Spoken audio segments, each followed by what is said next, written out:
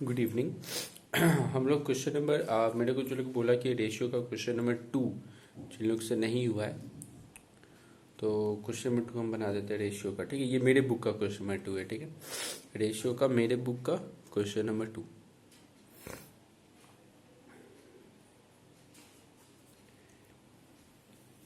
बोल रहा है compute the current ratio and quick ratio from the following figure extracted from x company limited. Goodwill दिया हुआ है 80,000 है, लैंड एंड बिल्डिंग 60,000 है, स्टॉक दिया हुआ है। तो मेरे को पहले करेंट रेशियो निकालना है। तो करेंट रेशियो क्या होता है? Current asset by current liability. तो करेंट एसेट में देखते पहले क्या किया है। गुडविल नहीं है, लैंड एंड बिल्डिंग नहीं है, स्टॉक है। तो स्टॉक है 13,640। उसके बाद डेटर है 26,150, कैश 2430, पेमेंट इन एडवांस मतलब हो गया प्रीपेड। ठीक है, प्रीपेड एक्सपेंस तो ये 3,100, bill receivable 1130, advance income tax भी प्रीपेड का ही पार्ट है तो 5,000। उसके बाद सैंडी क्रेडिटर, ये तो करेंट लायबिलिटी का पार्ट है। तो करेंट लायबिलिटी में देखते हैं creditor 20,287, bill payable, bank OD, provision for tax, propose dividend. इसको प्लस करके देखते हैं कि कितना आता है। ठीक है,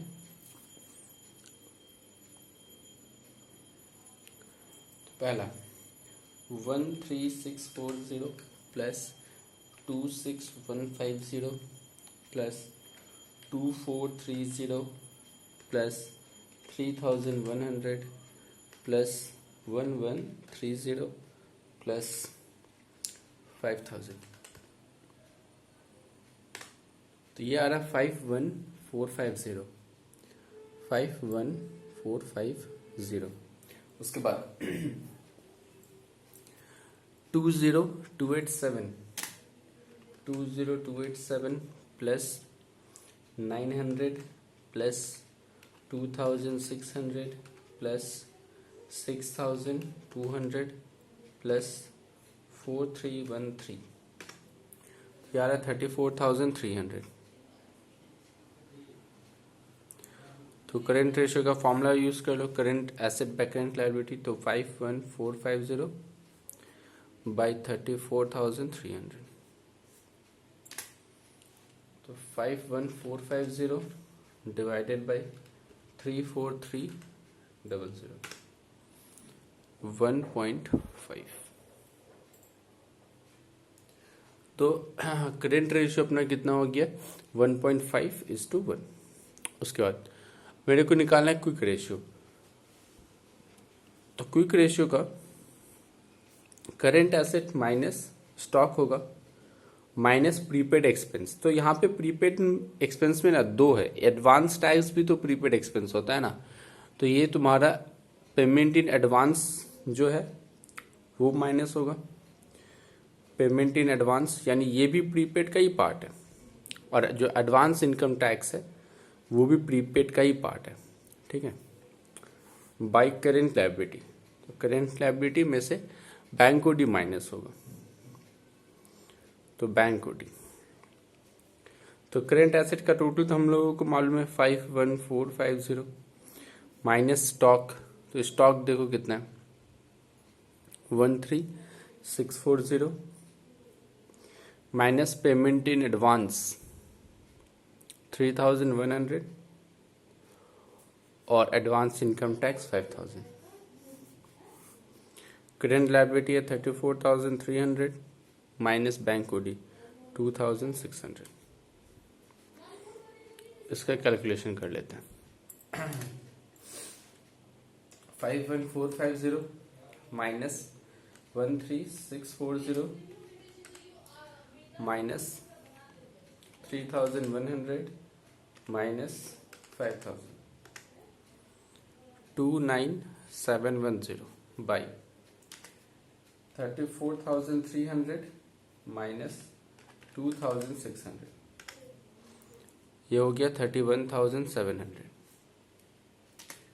तो 29710 डिवाइडेड बाई 31,700,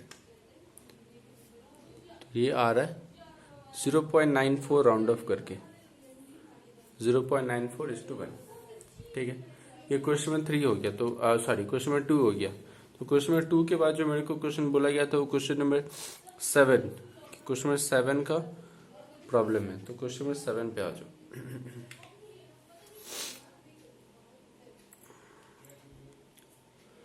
क्वेश्चन नंबर 7 में क्वेश्चन बोल रहा है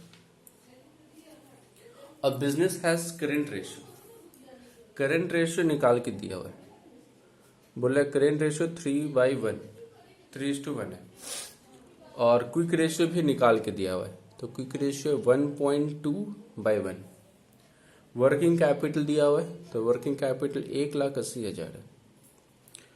calculate current liability and stock. तो करेंट रेशियो को हम क्या लिख सकते हैं, current asset by current liability equal to 3/1। इसको अगर हम ऐसे कर सकते हैं, current asset equal to 3 current liability. ठीक है, क्विक रेशियो होता है current asset minus stock by current liability. Bank OD के बारे में कुछ बोला नहीं है, क्वेश्चन बोला स्टॉक निकालने के लिए, इसलिए हम स्टॉक लिखे 1.2/1। वर्किंग कैपिटल होता है current asset minus current liability, तो current asset minus current liability equal to 1,80,000। तो ये 3 इक्वेशन बन रहे हैं। अब हम किसको सबसे पहले सॉल्व कर सकते हैं, देखो ये तो सॉल्व होगा नहीं। ठीक है, करेंट सीए के जगह हम क्या लिख सकते हैं, 3CL। सीए के जगह 3CL, तो ये रहा सीए को हटा के हम क्या करेंगे, 3CL लिखते हैं। ठीक है, यहां पे हम लिखते हैं 3CL। तो ये सीए के जगह 3CL, CL पहले से था तो CL 1,80,000। तो ये कितना हो जाएगा 2CL, 3 में से 1 CL चला गया तो 2CL 1,80,000। तो यहाँ से CL कितना होगा 1,80,000 डिवाइडेड बाई 2 मतलब 90,000। करेंट लायबिलिटी हो गया 90,000, तो करेंट लायबिलिटी अब यहाँ पे CL की जगह हम 90,000 लिखेंगे। ठीक है, CA इक्वल टू 3 इंटू 90,000, तो CA कितना होगा 2,70,000, 2,70,000 करेंट एसेट। अब मेरे को करेंट एसेट पता चल गया, करेंट लायबिलिटी पता चल गया, तो करेंट एसेट की जगह हम कितना लिखेगा 2,70,000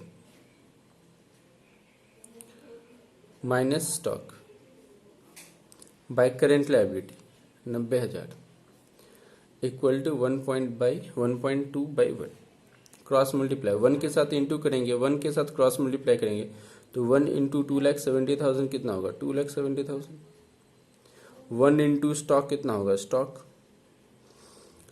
90 इंटू 1.2 1,08,000 है ना, 1,08,000। अब स्टॉक इक्वल टू ये उतर जाएगा तो माइनस हो जाएगा, तो ये माइनस 2,70,000 माइनस 1,08,000, 2,70,000 माइनस 1,08,000, देखते कितना होता है।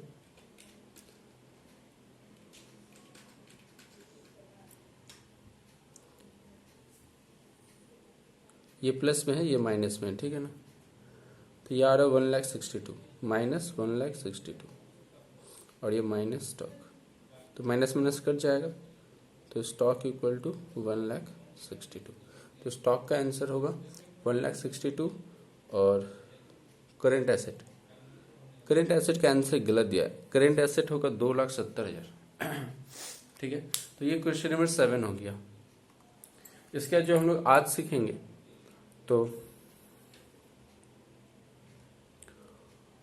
आज बात करते हैं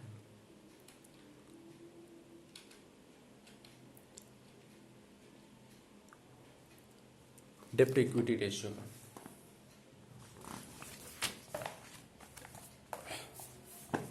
सारा फॉर्मूला बहुत अच्छे से लर्न करना, ठीक है, क्योंकि ये सिर्फ तुम अभी फॉर्मूला सीख रहे हैं। जैसा क्वेश्चन तुम लोगों का एग्जाम में आता है ठीक है, हम ग्रेजुएशन वाला लोगों का बात कर रहे हैं।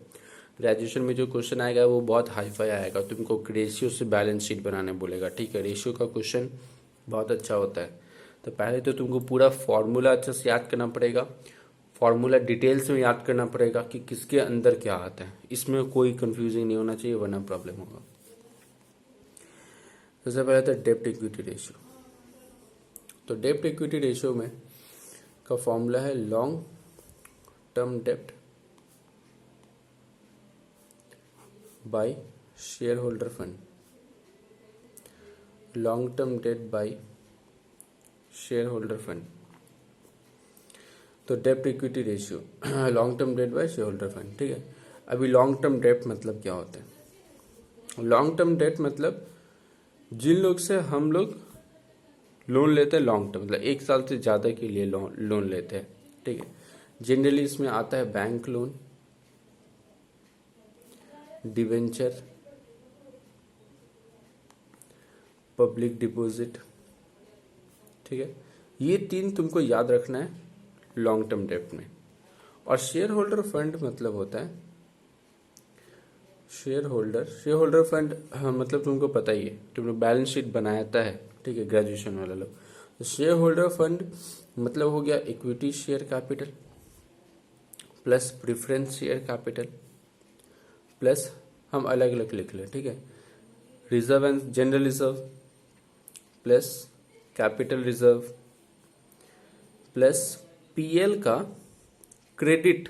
ठीक है, पीएल का क्रेडिट रहा, अगर क्रेडिट नहीं बोलेगा तो उसको क्रेडिट ही माना जाता है। ठीक है, ये सीआर नहीं भी लिखा तो वो तुम प्लस ही करेगा। ठीक है, लेकिन अगर पीएल का डेबिट बैलेंस रहा तो वो माइनस होगा।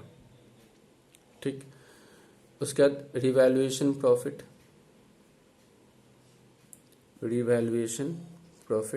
बोल सकता है, सिक्योरिटी प्रीमियम बोल सकता है। अगर कोई भी फिक्टिशियस एसेट्स होता है, फिक्टिशियस एसेट्स, ठीक है, तो वो माइनस होगा। फिक्टिशियस एसेट्स कुछ अगर हुआ तो वो माइनस होगा। फिक्टिशियस एसेट्स में क्या क्या चीज आ सकता है? फिक्टिशियस एसेट्स तुम लोगों का मिसलेनियस एक्सपेंडिचर बोल सकता है, शेयर इशू एक्सपेंस बोल सकता है, प्रीलिमिनरी एक्सपेंस बोल सकता है, प्रीलिमिनरी एक्सपेंस। ठीक है, प्रीलिमिनरी एक्सपेंस बोल सकता है, discount on issue of debenture बोल सकता है, discount on issue of debenture. इतना ये चार्ट याद रखो, काफ़ी है। ठीक है, फिक्टिशियस है तो शेयर होल्डर फंड में इतना कुछ हो सकता है। ठीक है, जनरली इतना बहुत ज़्यादा नहीं घुमाएगा, बट फॉर्मूला तुमको याद होना चाहिए। बाई चांस अगर दे देगा तो क्या होगा, 12 लोगों के लिए इतना घुमाएगा नहीं। बस तुम 12 लोगों में ना एक ये याद रखना और एक ये याद रखना। ठीक है, ऐसे तुम करते जाएगा तो तुमको याद हो जाएगा, कोई दिक्कत वाला बात नहीं। क्वेश्चन में 14 हम करते हैं। ठीक है, नहीं हम क्वेश्चन में 16 करते हैं। ठीक है, क्वेश्चन में 16 करते हैं, तुम लोग 14 15 बनाना।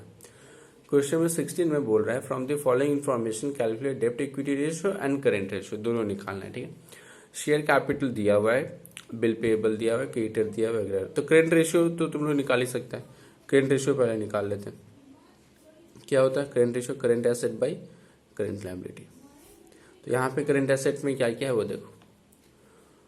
करेंट एसेट सबसे पहले डेटर दिख रहा है, डेटर का है 60,000, तो 60,000। उसके बाद है बैंक बैलेंस 30,000। उसके बाद है बस 2 ही चीज़ें, ये कितना होगा 90,000। और करेंट लायबिलिटी, तो करेंट लायबिलिटी में क्या क्या चीज़ आएगा?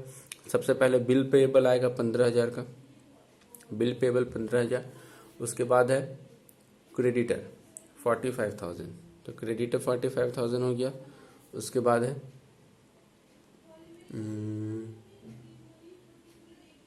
बस, तो ये हो गया 60,000। अब हम लोग फॉर्मूला यूज़ कर लेंगे करेंट रेशियो का। करेंट एसेट कितना हो गया 90,000, करेंट लायबिलिटी कितना हो गया 60,000।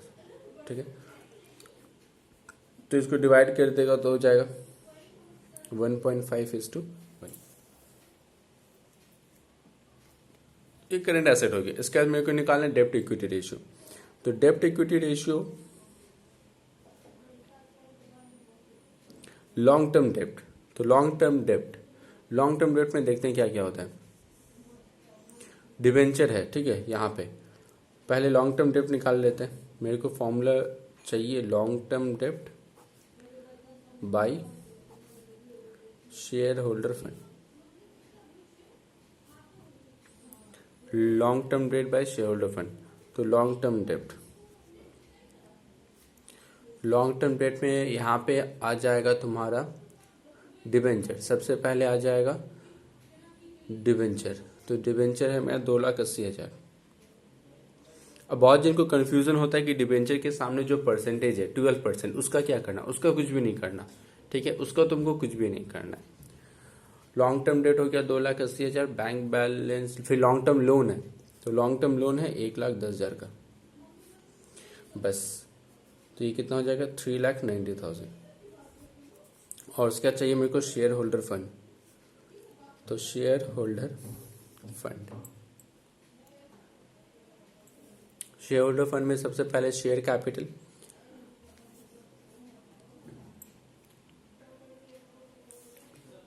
Share holder fund equity share capital plus reserve and surplus. General reserve तो है, और देखते क्या बस जनरल रिजर्व ही है, तो 25,000। तो ये कितना हो जाएगा 2,75,000, 2,75,000। अब इसको फॉर्मूला यूज कर लो, डेब्ट इक्विटी रेशियो लॉन्ग टर्म डेब्ट। तो लॉन्ग टर्म डेब्ट में कितना हो गया 3,90,000 बाय शेयर होल्डर फंड 2,75,000। देख लो ये कितना आ जाएगा,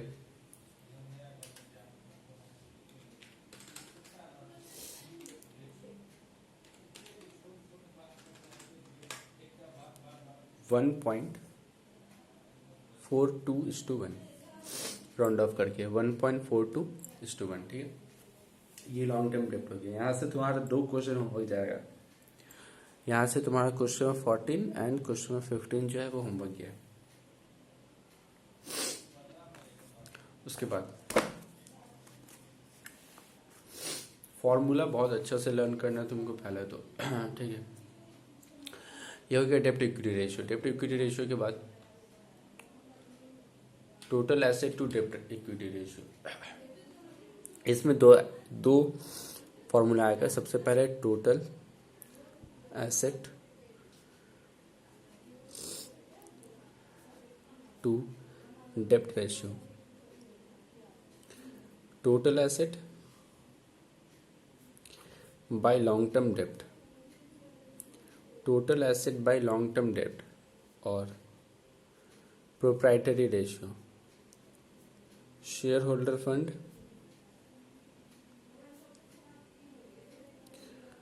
बाय टोटल एसेट।